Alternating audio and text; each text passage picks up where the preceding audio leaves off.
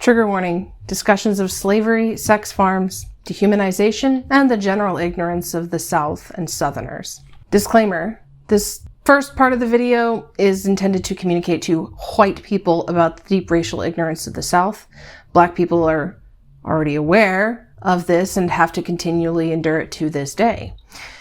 I welcome any and all of you to watch, and I have no intention of white-splaining the oppression of Black people. I am here to talk about how faith plays a role in the ignorance of the South and white people in general. Today, I will be prosecutor, judge, and defendant. I ask that you be my jury.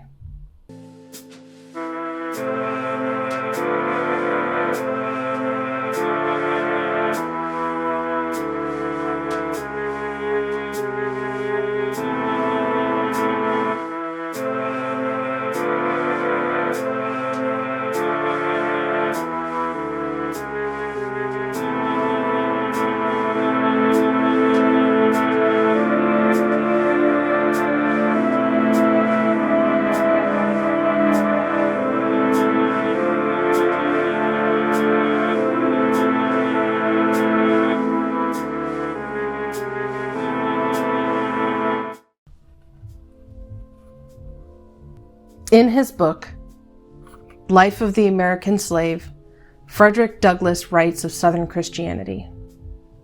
Between the Christianity of this land and the Christianity of Christ, I recognize the widest possible difference, so wide that to receive the one as good, pure, and holy is of necessity to reject the other as bad, corrupt, and wicked.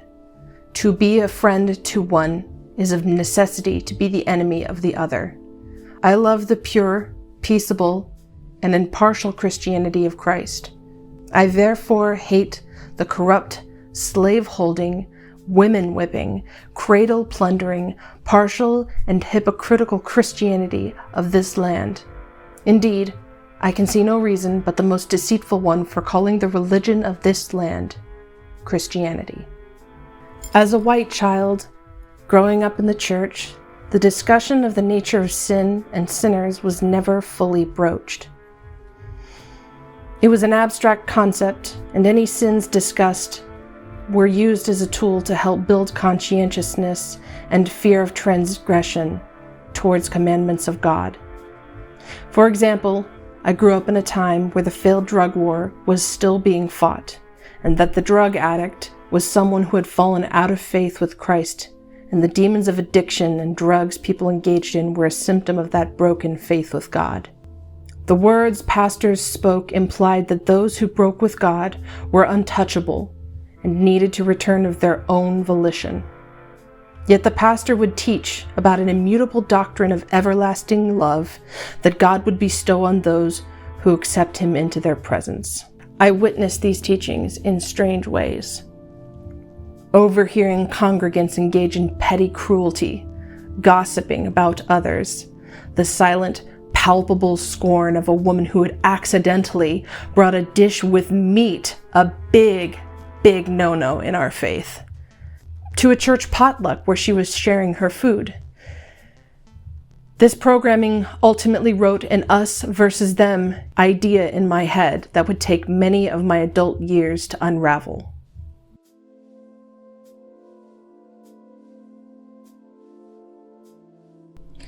What did I learn in Florida schools about slavery? Well, the United States was split into two warring sides. One side wanted states' rights and the other wanted federal oversight. Slaves needed to be free from slavery in the South during that time, so they ran away.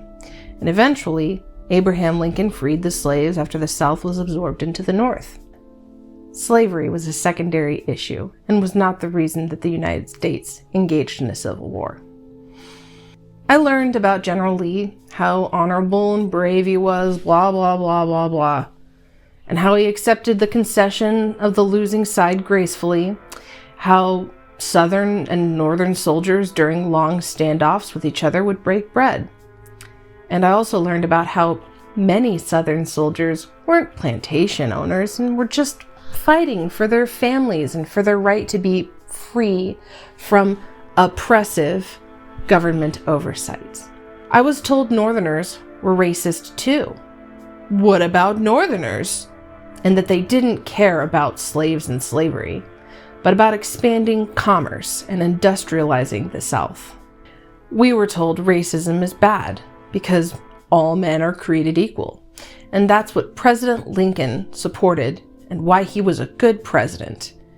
As a child, I'll admit I liked Abraham Lincoln because he was a linchpin to ending slavery. Segregation was briefly, and I mean briefly, touched on, primarily as support for Martin Luther King's peaceful movement to bring about an end to the abstract concept of racism in the United States. In my childhood, I assumed that if Black people were thrown in prison, it was because they were committing crimes and doing drugs, and that maybe, just maybe, it had something to do with the fact that they were different from white people. They're not. I never arrived at these conclusions because I carefully evaluated them. It was a tape being played in the background that I subconsciously started believing. Not from one individual, mind you, but from a collective host of people omitting truths from the narrative of the South because maybe to some degree they had also not acknowledged that truth. The past is the past. Racism is over. Why worry about it now? This is really embarrassing, but oh God. I wore at one point the garb of the antebellum woman as a costume at Cypress Gardens, and was proud to be a Southerner because the South had fought bravely for its freedom and gracefully lost, or so I believed. I was, in a sense, proud of my heritage, even though my entire family was from the North.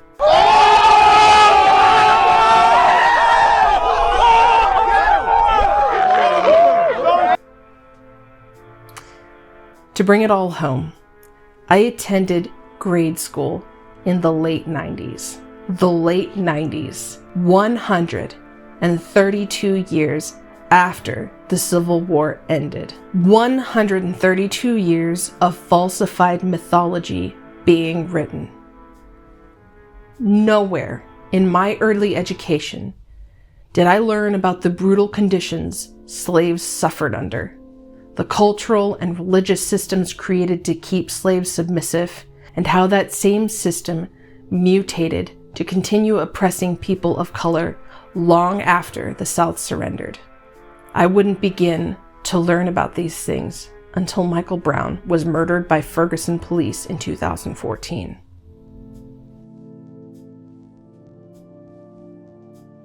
The first conversation I had with a person of color about contemporary racism in the United States was a fellow service member, and it was during media coverage of the Ferguson protests. I remember being confused as to why so many people were fighting the cops. I was also concerned about how armed to the teeth the cops were, and whether or not Michael Brown actually committed any crimes. The most substantive part of the conversation was my friend telling me about how most of his life he had been harassed by cops, and that it usually was over dumb stuff, like cops blaming him for hiding weed with absolutely no evidence and attempting to arrest him as a result.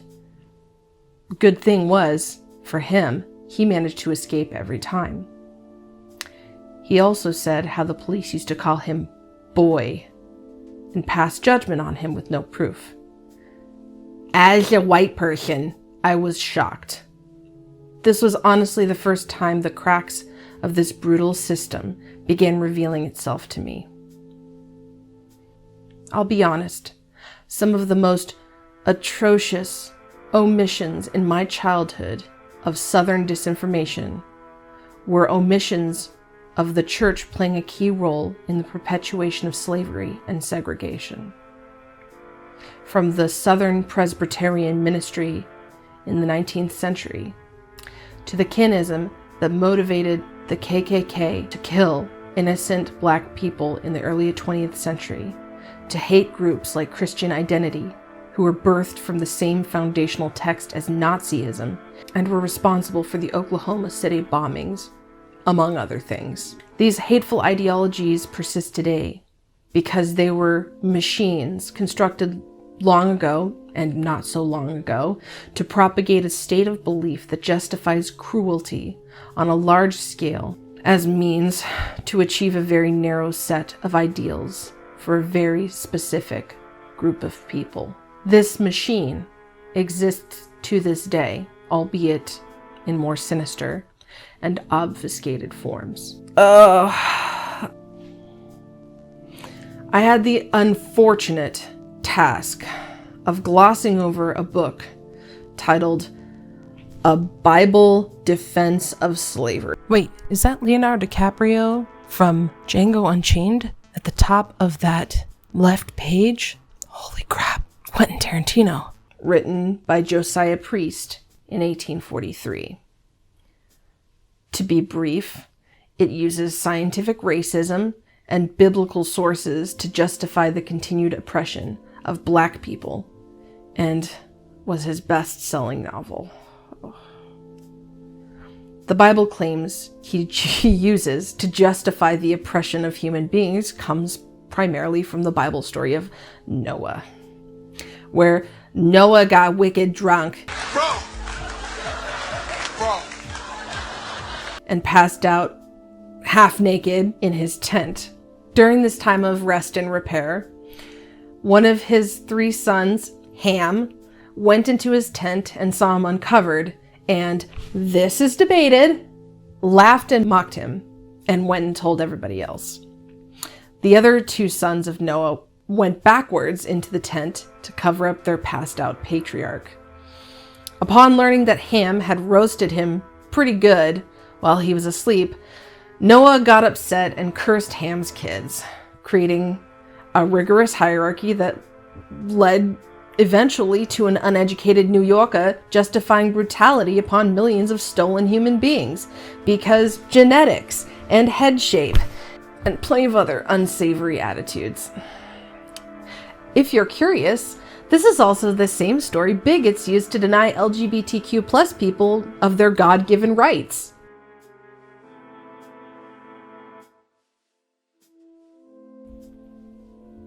Let us not forget that the slavers of the South were attempting to control what they saw as their right to property and wealth, and that the functional definition was built on a horrific interpretation of human beings classified as personal property.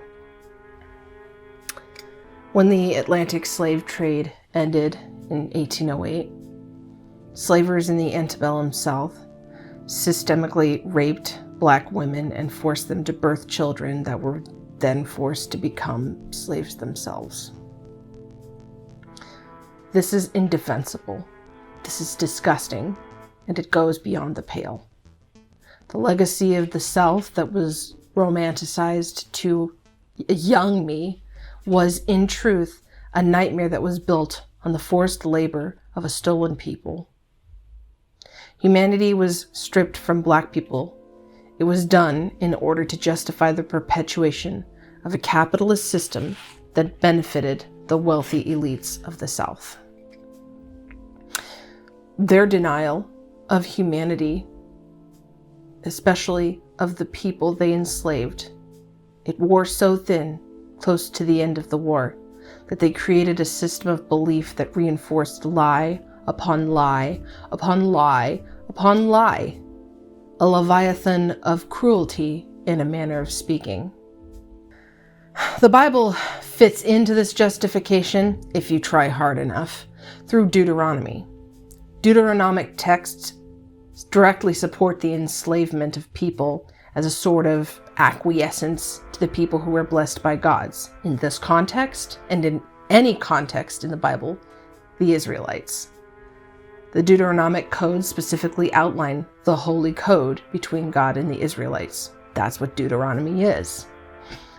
So how do we get from God allowing the Jews to own captives of their enemy as personal property, or more specifically, servants to the family, to a bunch of wealthy white assholes in the antebellum South of the United States of America using this same text to steal and plunder from a foreign land and forcing those people they stole to work for free under brutal conditions?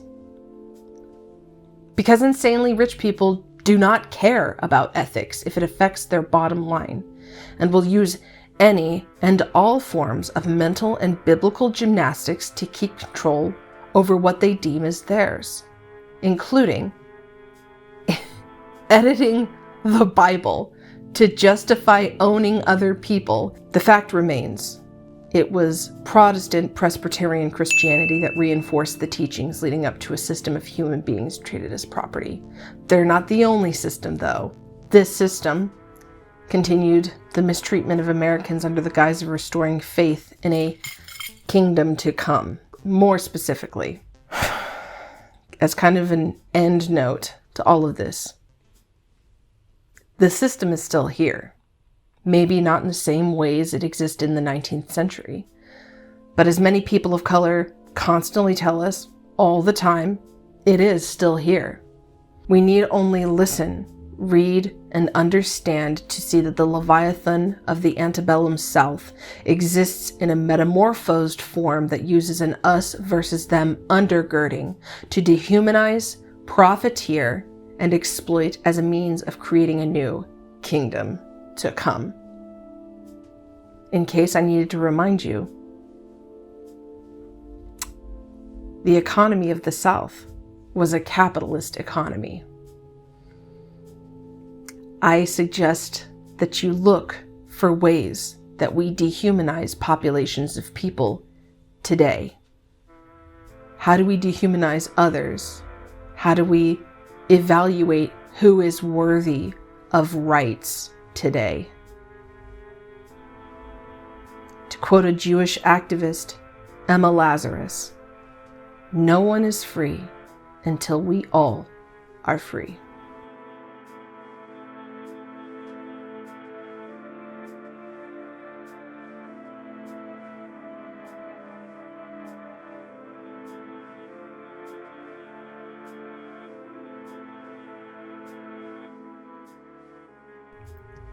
Giving full Libra representation realness with my makeup on fleek, my illuminator.